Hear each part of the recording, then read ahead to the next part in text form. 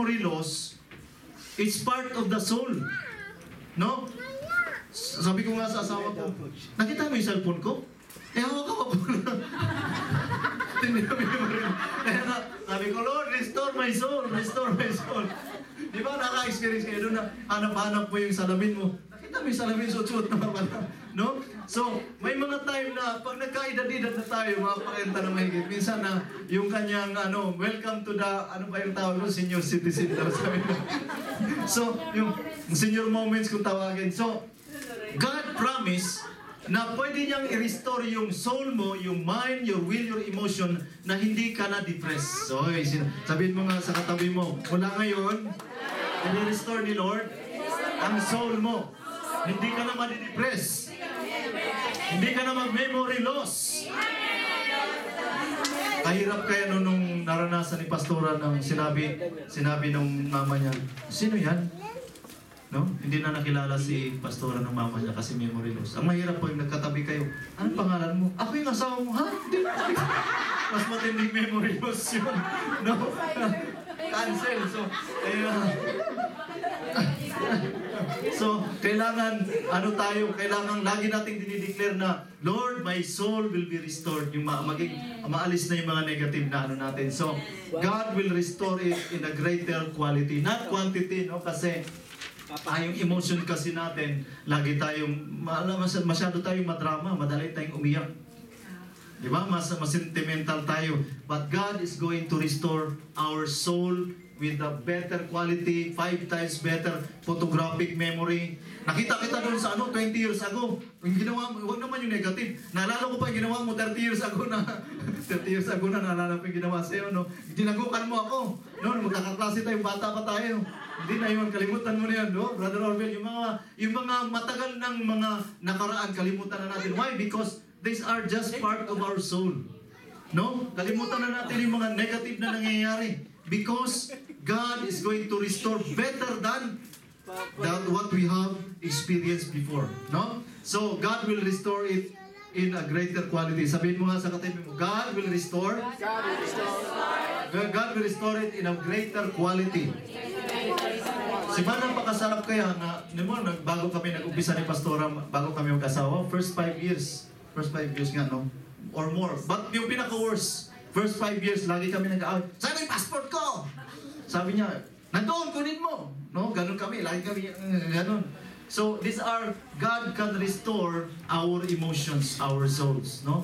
So, habang nagkaedad, hindi naman tumatanda, no? Habang nagkaedad kami, mas lalo dapat naging sweeter ang aming relationship. Di ba? No? Ganun sa mag-asawa, no? Dapat habang nagkakaedad, dapat maging mas sweeter ang relationship nyo. Hindi gaya nung bago kayong kasal, 18, asawa. Pagdating ng 25, sawa na lang. Pagdating ng 30, awa na lang. Pagdating ng pagtanda na talagang, bahala ka sa buhay mo. Wala na talaga, na lang. So, hindi dapat ganun. Dapat yung relationship natin bilang isang mag-asawa, mas laging sweet. Kaya nga, I repent. Hindi na ako laging nagbibigay ng flowers sa pwedeng bitbiting ka ng sa kaya na kailangan yung dati mong ginagawa lagi, yung binibigyan ka. Nung naliligaw ka, galing-galing mong magbigay ng flowers. Ngayon, wala ng flowers. May chocolate pa akong binibigyan. Pinapadala ko pa ng tape yun noon. Sa Saudi ako, sabi ko, may cassette pa noon. Sino naabot ng cassette noon? Kakanta ako ng karaoke. I am not easy to forget. Sabi niya, baduy mo naman, baduy. Britney Spears naman, masyado naman corny ito. So ano yung kapanahon na namin doon? Maraming kadramahan sa buhay. No? Kaya kailangan ngayon i-restore ni Lord yung relationship natin. Yung mga sinira ng job ng relationship, God can restore it for us. Amen? Hallelujah. So lastly, gutom na ba kayo? Amen. Meron tayong merienda. Birthday ni... Sino may birthday ngayon? Ganap na birthday, no? Ay, birthday ni Mr. Aubrey. Batiin na siya ng happy birthday. Kaya lang yung handa to follow. To be delivered. So, pangatlo, your health will be restored. Amen? Sino dito may nararamdaman na? Diba? Minsan, pag medyo naghakot kami kahapon, sumakit yung ko. Sipin mo, ng rep, ang hinakot namin, naghakot kami ng rep, ang daming blessing kahapon, kaya hakot na hakot kami. Buhat na buhat ko nung sa dulo ako ng rep, sabi ko, pagkatapos ko, hindi na ako makalakad. So, i-restore ni Lord yung health natin, yung lakas, no, ng kabataan natin. Kagaya nga kay Moses, matanda na si Moses, pero sabi niya, yung lakas ko kung gaya ng bata pa ako. Si Joshua, si Caleb, yung si Caleb mismo, kung gaano ako kalakas ng kabataan ko, Moses, kasing lakas ko pa rin ako ngayon. No? God, kung how many years na yun, no?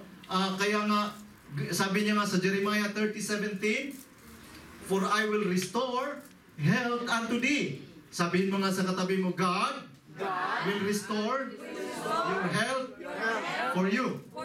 Amen. I-restore ng Lord yung good health mo. No? And I will heal thee of thy wounds. Now, when I was studying this word wounds, hindi lang ito wounds na physical wounds. Kasi marami sa ating wounded spiritually. Marami sa atin wounded emotionally. No? Nasasaktan tayo ng mga tao, mga mahal sa, gagaya nung ni-restore natin sa Sibula, sa mga iba't ibang lugar doon. They are wounded spiritually. Hindi nila mapatawad yung mga taong nagkasala sa kanila. 20 years nga, masama pa rin ang loob hanggang ngayon. No? Para may punyal na nakatusok sa kanila. Kaya sabi, God will heal thy wounds, said the Lord, because they called thee an outcast. Alam niyo yung mga member natin doon, pag umalis sila sa church, sinabi, mga rebelde kayo. So tinatawag silang outcast, no? Saying, this is Zion whom the man seeketh after.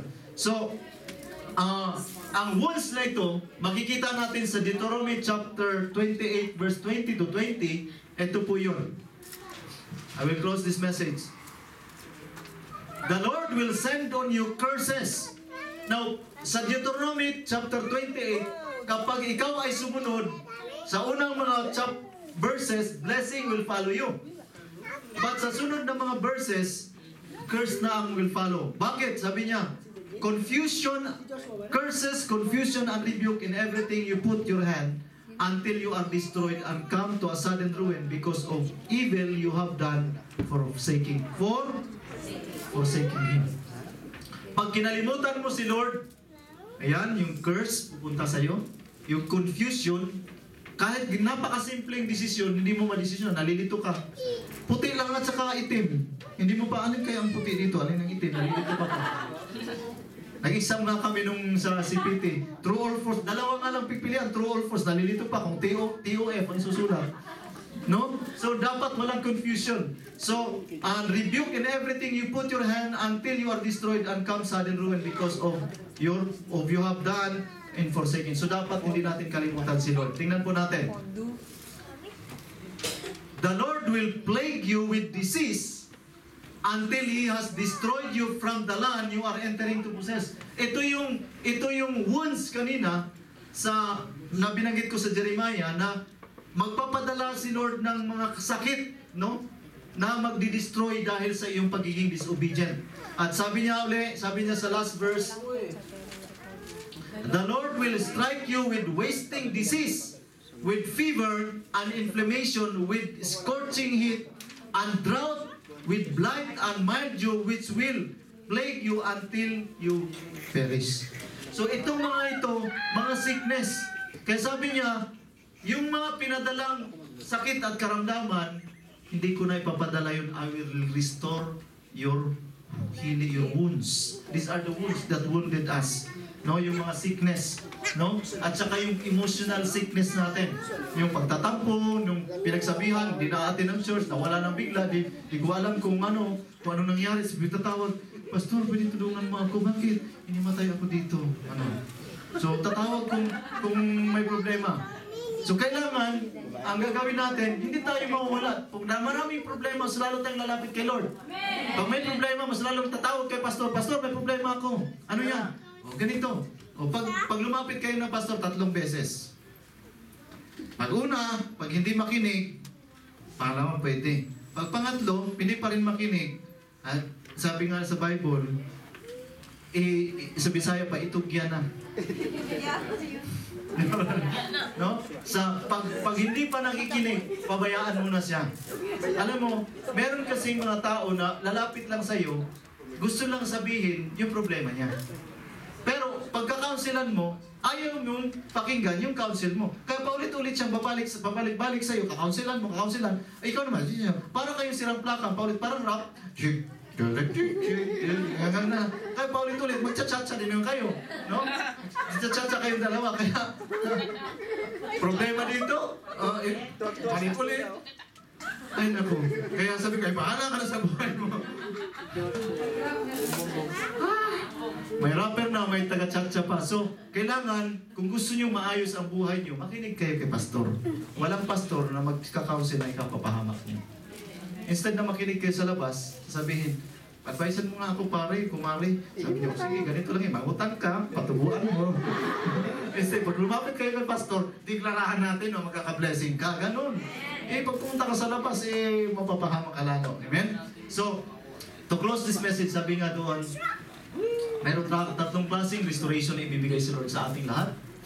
Your years will be restored, your souls and mind will be restored, and your health will be restored. Sino dito gusto maka-experience noon? Nasa kami. Tayo po tumayo. Hallelujah. Pwede po nating awitin